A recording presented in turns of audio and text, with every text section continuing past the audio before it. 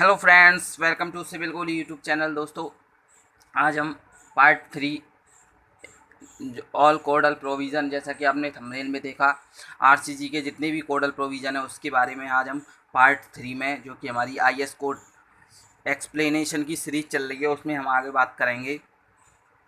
Part 3 में concrete के बारे में स्टोरेज ऑफ मटेरियल 5.7 क्लोज आज करेंगे हम। स्टोरेज ऑफ मटेरियल्स आता है आपका IS 4082 में 6 क्लॉज 6.1 क्लॉज कंक्रीट के बारे में बताता है, ग्रेड ऑफ कंक्रीट के बारे में बताता है हमें। प्रॉपर्टीज़ ऑफ कंक्रीट में देखेंगे 6.2 क्लॉज में सबसे पहले 6.2.1 क्लॉज में increase of strength with age, मतलब जैसे जैसे कंक्रीट आपने कास्ट की और उसकी एज बढ़ती जाती है जैसे जैसे, तो कंक्रीट की स्ट्रेंथ भी इंक्रीज होती जाएगी एज बढ़ने के साथ साथ, जैसा कि इसमें बताया गया है। There is normally a gain of strength beyond 28 days हो जाएंगे, तब स्ट्रेंथ एक अच्छी स्ट्रेंथ गेन कर पाएगा concrete. The quantum of increase depends upon the grade and type of cement. जो इसका इंक्रीमेंट हुआ है वो किस किस पे डिपेंड करेगा, एक तो ग्रेड पर, एक टाइप ऑफ सीमेंट पर, एक क्यूरिंग पर, एक एनवायरमेंटल कंडीशन पर। इन पर आपकी जो कंक्रीट की स्ट्रेंथ है वो डिपेंड करेगी किस किस पर, एक तो टाइप ऑफ सीमेंट पर, एक क्यूरिंग पर, एक एनवायरमेंट कंडीशन पर। उन सब पे आपकी स्ट्रेंथ डिपेंड रहने वाली है कंक्रीट की। The design should be based on 28 days characteristic strength of concrete. जो इसकी डिज़ाइनिंग की जाती है वो 28 डेज को इसकी कैरेक्टरिस्टिक स्ट्रेंथ है उसको मानकर इसकी डिज़ाइन की जाती है। अब देखेंगे हम table 2 grades of concrete. Table 2 में बताया गया है ग्रेड्स ऑफ कंक्रीट के बारे में। तो देख लिए यहाँ पर ग्रुप रहेंगे, ग्रेड डेजिग्नेशन रहेगा specified characteristic compressive strength of 150 mm³ at 28 days in newton per mm²। तो हमने इनकी बात की हुई है कि कंक्रीट की मिनिमम ग्रेड कितनी कितनी होनी चाहिए निर्माण में यूज होने वाली, ये हमारा वीडियो है, लेकिन यहाँ पर हम IS 456 कर रहे हैं तो इसके बारे में डिस्कस करेंगे हम। ऑर्डिनरी कंक्रीट आपका रहता है M10 से लेके M20 तक। M10 रहता है M15 M20, और जो 28 डे पर उसकी कंप्रेसिव स्ट्रेंथ आएगी कैरेक्टरिस्टिक 150 mm³ की, वो M10 के लिए आएगी 10 न्यूटन पर mm², ये 10 मेगा पास्कल। M15 के लिए आएगी 15 न्यूटन पर mm², M20 के लिए आएगी 20 न्यूटन पर mm²। मतलब इसका क्या है, आपने 150 mm का एक क्यूब बनाया और उस पर 28 डेज के बाद उस पर कंप्रेसिव लोड लगाया, तो वो 10 न्यूटन पर mm² पर आपका ब्लॉक फेल हो रहा है, तो आप कहेंगे कि ये M10 कंक्रीट से बना हुआ ब्लॉक है। अगर 15 पे फेल हो रहा है तो M15 कहेंगे। यदि 20 न्यूटन पर mm² के लोड पर फेल हो रहा है तो M20 कंक्रीट से वो बना हुआ ब्लॉक है आपका। स्टैंडर्ड कंक्रीट M25 से लेके M55 तक रहती है। हाई स्ट्रेंथ कंक्रीट M60 से लेके M80 के बीच में आपको याद करना है। क्यों? क्योंकि ये एग्ज़ाम में पूछा जाता है कि ऑर्डिनरी कंक्रीट कहाँ से कहाँ लाई करती है, तो आप कहेंगे M10 से M20। स्टैंडर्ड कंक्रीट की बात करें तो M25 से लेकर M55।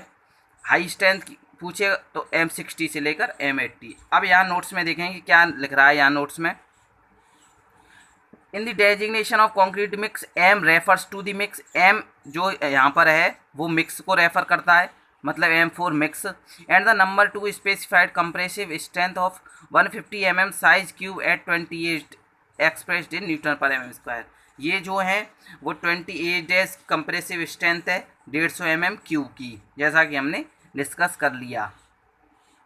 अच्छा, आपको concrete of compressive strength greater than M55 से ज़्यादा आपको कंक्रीट प्रिपेयर करनी है, तो क्या है, specialize literature and experimental result के बिहाफ पर आप इसको ऑब्टेन कर सकते हो। ठीक है, एक इम्पोर्टेंट आता है फॉर कंक्रीट 6.2.1.1 क्लॉज में, for concrete of grade M30 and above the rate of increase of compressive strength with as.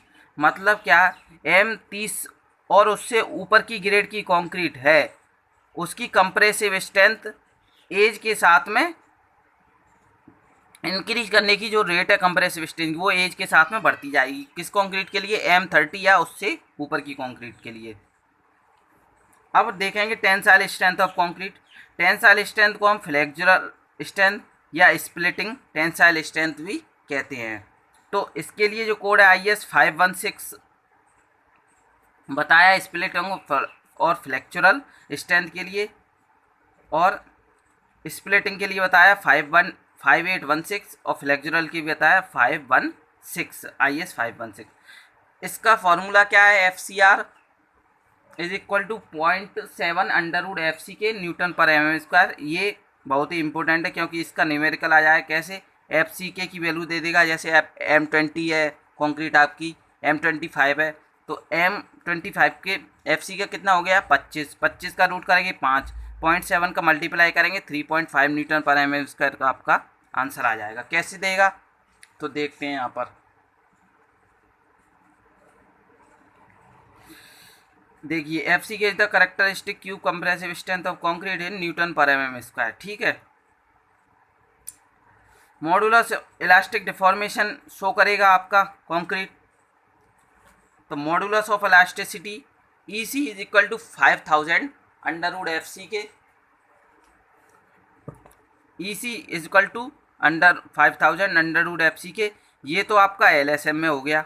ठीक, अब WSM में रहता है EC is equal to 5700 √FC के।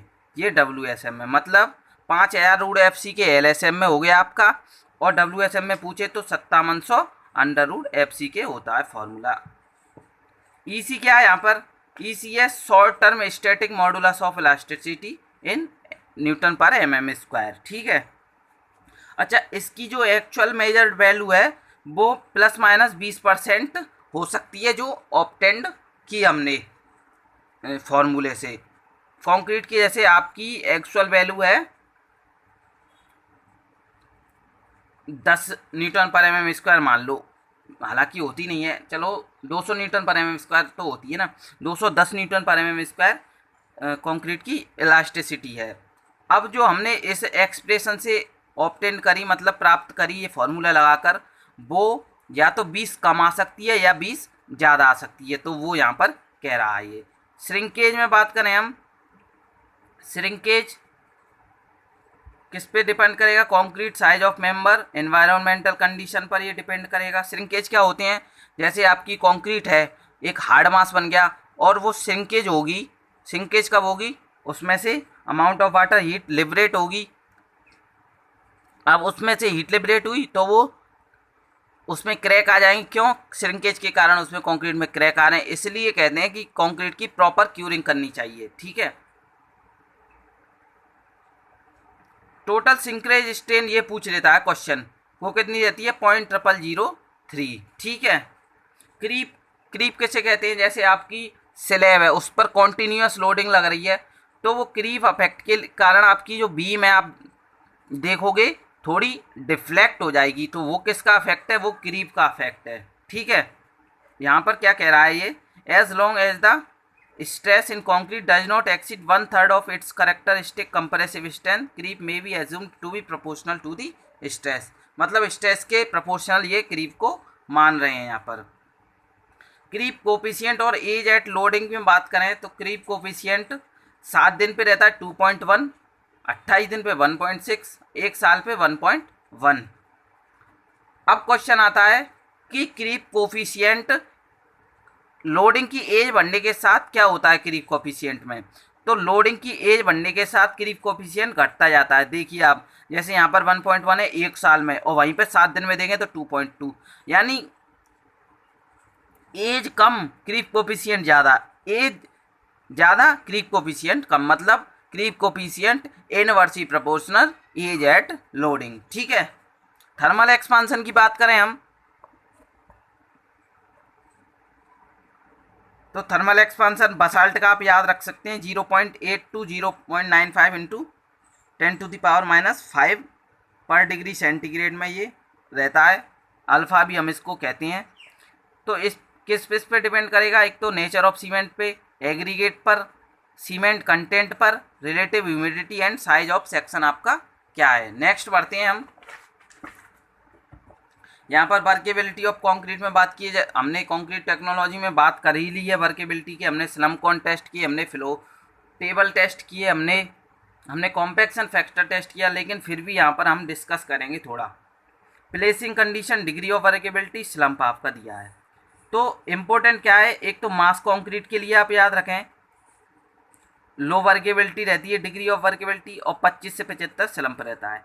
हैवली रीइंफोर्स्ड के लिए मीडियम रहेगी डिग्री ऑफ वर्केबिलिटी। वहीं पर स्लम्प की बात करें तो 50 से 100 mm में रहेगा। ट्रीमी कंक्रीट क्या है, अंडर वाटर कंक्रीट हम इसको कहते हैं।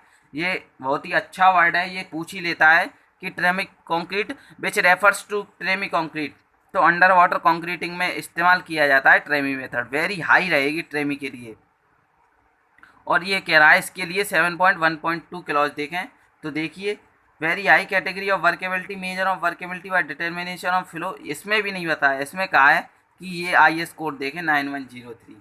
ठीक है, तो एज सच इसमें पूछेगा तो ट्रेमी कंक्रीट डिग्री ऑफ वर्केबिलिटी पूछ लेगा, वेरी हाई रहती है। वहीं पे बात करें ट्रेमी कंक्रीट यूज क्या में करते हैं तो अंडर वाटर कंक्रीट में।